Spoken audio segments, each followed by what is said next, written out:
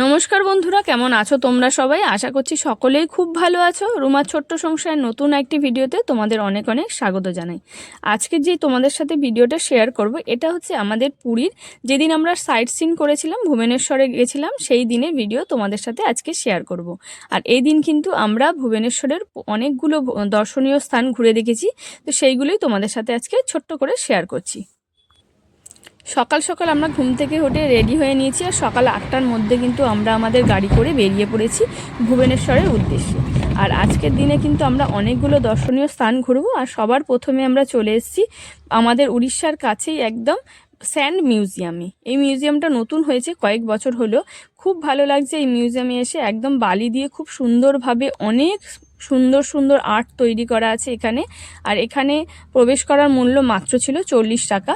তো খুব ভালো লাগলো কিন্তু এই আর্ট মিউজিয়ামে প্রবেশ করে। এখানে কিন্তু আমাদের দক্ষিণেশ্বরের মন্দির এবং গণেশের একটা খুব সুন্দর মূর্তি আর্ট করা ছিল, খুবই ভালো লাগছে। এছাড়া অনেক কিছু আছে, তাজমহল, তারপরে আরও অনেক রকমের কিন্তু আর্ট করা আছে, সেগুলো কিন্তু তোমরা এখানে এলেই দেখতে পাবে। তো খুব সুন্দরভাবে ফুল গাছ দিয়ে সাজানো এই স্যান্ড মিউজিয়াম তোমাদের আশা করছি খুবই ভালো লাগবে। খুবই কাছাকাছি ছিল আমাদের প্রথম দর্শনীয় স্থান। এরপরে আমরা কিন্তু আস্তে আস্তে গাড়ি করে আবার চলে এসেছি উড়িষ্যার চন্দ্রভাগা এই যে সি বিচে।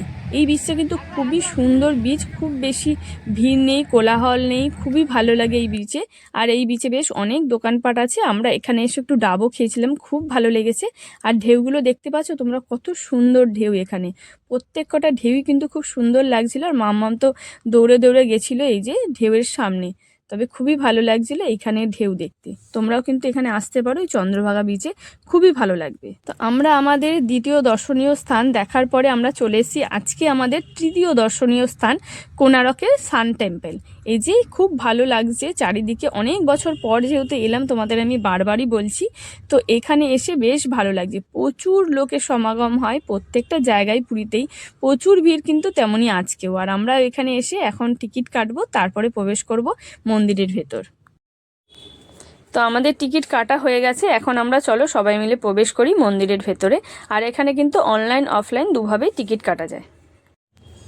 আর এই উড়িষ্যার কোণারকের এই সূর্য মন্দিরটি তৈরি করেছিলেন পূর্ব গঙ্গা রাজবংশের রাজা প্রথম নরসিংহদেব। সূর্যদেবের উদ্দেশ্যে এই মন্দিরটি তৈরি করেছিলেন।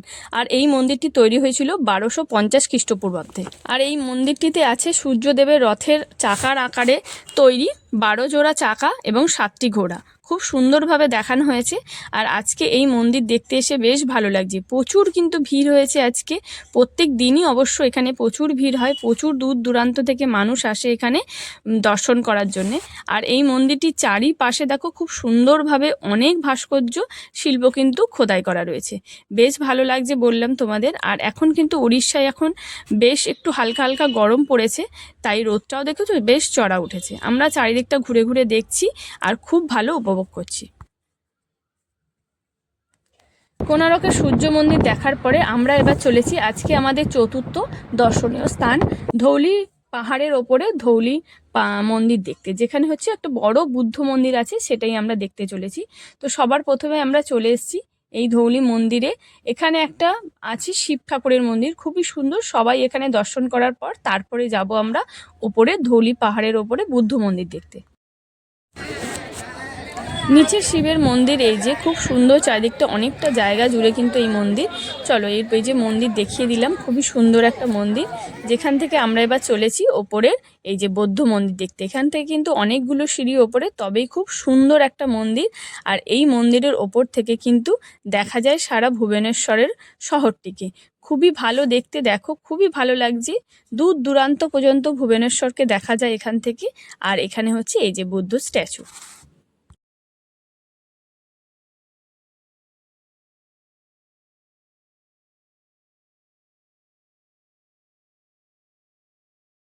ধৌলি মন্দির দেখে এবার আমরা চলে এসেছি দুপুরের খাওয়া দাওয়া করার জন্য। এখানে মিতুরানিও আছে, মিতুরানির খাবার খাচ্ছে। আমরা কিন্তু মিতুরানিকে নিয়ে এসেছি কারণ সারাক্ষণ হোটেলেও কিভাবে থাকবে সেই জন্য। এখানে আমরা সবাই বসে পড়েছি দুপুরের খাবার দাবারের জন্য। এখানে আছে ভাত, সবজি, ডাল আর আলু ভাজা, আর তাতে পেঁয়াজ আর কাঁচা লঙ্কা। খুবই ভালো লাগলো দুপুরের খাবার খেতে। যদিও আমি খাইনি কারণ আমার শরীরটা একটু খারাপ ছিল বলে, গাড়িতে উঠে আমার শরীরটা খারাপ হয়ে গেছে, সেই জন্য আমি আজকে দুপুরের লাঞ্চটা করিনি। কিন্তু সবাই মিলে খুব ভালোভাবে লাঞ্চ এনজয় করেছে। দুপুরবেলার খাবার খাওয়ার পর আমরা চলেছি আবারও আমাদের পরবর্তী দর্শনীয় স্থান নন্দনকাননের উদ্দেশ্যে। আর আজকে আমরা উদয়গিরি খণ্ডগিরি যাইনি কারণ আজকে আমাদের কাছে খুব বেশি টাইম ছিল না, তাই জন্য আমরা সরাসরি চলে এসেছি নন্দনকাননে। নন্দনকাননের সামনে এসে আমরা টিকিট কেটে নিয়েছি। এরপরে আমরা নন্দনকাননে প্রবেশ করে সবার প্রথমেই দেখতে এসেছি মাছের অ্যাকোরিয়াম। এখানে খুব সুন্দর সুন্দর মাছ আছে, যেখানে খুব ভালো লাগছে। প্রচুর অ্যাকোরিয়াম আছে যেখানে অনেক রং বেরঙের মাছ আছে, খুবই ভালো লাগছে। এই লাল মাছটা তো দেখে আমার খুবই ভালো লেগেছে। এই যে অনেক রকমের মাছ, যেখানে কিন্তু সমুদ্রের নিচে যেসব মাছ থাকে সেইগুলোই আমরা দেখতে পাচ্ছি, আর খুবই ভালো লাগছে দেখতে। তার সাথে সাথে এখানে অনেক রকমের মাছ ছিল যেগুলো দেখেই শেষ হচ্ছিল না।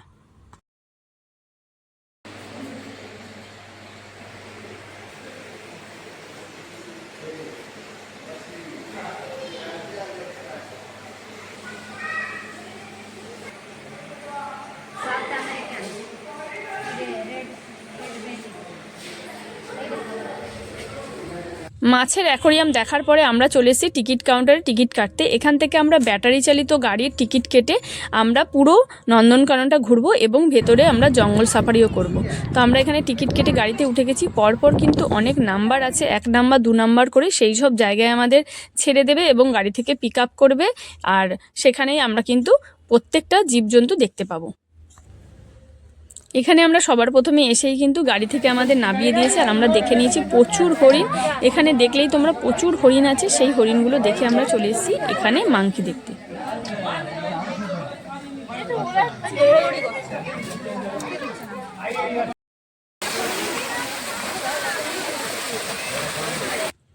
একে একে সমস্ত জীবজন্তুগুলো আমরা দেখছি। এখানে আছে শিম্পাঞ্জি, অনেকগুলো শিম্পাঞ্জি আমরা দেখেছি যারা নিজেদের মতো খেলা করছিল। 4-5টা শিম্পাঞ্জি কিন্তু এখানে আছে, খুবই ভালো লেগেছে দেখতে। আমাদের চিড়িয়াখানাতে মানে কলকাতার চিড়িয়াখানাতেও যেমন আছে, এখানেও কিন্তু অনেক কিছু আছে। শিম্পাঞ্জি দেখার পর আমরা চলে এসেছি জলহস্তি দেখতে, যারা জলের মধ্যেই ডুবে আছে আর মাঝে মাঝে মুখ উঁচু করে দেখছিল, সেটাই আমরা দেখে উপভোগ করলাম। এরপরে চলেছি সাপের জায়গায়। সাপের জায়গায় অনেক সাপ রয়েছে, অনেক রকম সাপ দেখার সাথে সাথে কিন্তু আমরা এখানে দেখতে পেয়েছি বড় বড় গিরগিটি, যার নাম কিন্তু আমার মনে নেই। এখানে এই দেখো কত বড় বড় গিরগিটি, অনেকগুলো গিরগিটি ছিল, সেগুলো আমরা দেখলাম। গিরগিটির সাথে সাথে কিন্তু এখানে অনেক জায়গায় কিন্তু কুমির ছিল, সেইগুলো দেখলাম। সবাই কিন্তু শুয়ে আছে জলের ওপরে সাইডে, খুবই ভালো লাগলো দেখতে। প্রচুর কিন্তু কুমিরের জায়গা আছে। তো এখন আমরা 2 নম্বর পয়েন্ট থেকে 3 নম্বর পয়েন্টের দিকে গাড়ি করে এলাম। এখানে কিন্তু অনেক কিন্তু উট পাখি আছে, অনেক কিছু দেখার আছে। যদিও আমরা হাতি দেখিনি, কিন্তু জেব্রা দেখতে পেয়েছি এখানে, উট পাখি, অনেক রকম পশু পাখি, আর অনেক বড় বড় এরিয়া নিয়ে কিন্তু এখানে রয়েছে। এরপর আমরা চলে এসেছি 3 নম্বর পয়েন্টে। এখান থেকেই কিন্তু আমাদের গাড়ি করে নিয়ে যাওয়া হবে জঙ্গল সাফারিতে। এখানে আমাদের গাড়ি করে নিয়ে চলে আসা হয়েছে জঙ্গল সাফারির উদ্দেশ্যে, যেখানে আমরা গাড়ির ভেতরে আছি আর কিন্তু সব পশু পাখিরা বাইরে আছে, যেখানে ভাল্লুক, বাঘ, ময়ূর, অনেক কিছু আমরা দেখতে পেয়েছি। বেশ ভালো লেগেছে নন্দনকানন এসে। তোমরাও কিন্তু আসতে পারো, খুবই ভালো লাগবে। ভাল্লুক দেখে বা ময়ূর দেখে খুবই ভালো লাগবে। যেখানে সিংহ আছে, 2খানা সিংহ কিন্তু আমরা দেখতে পেয়েছি।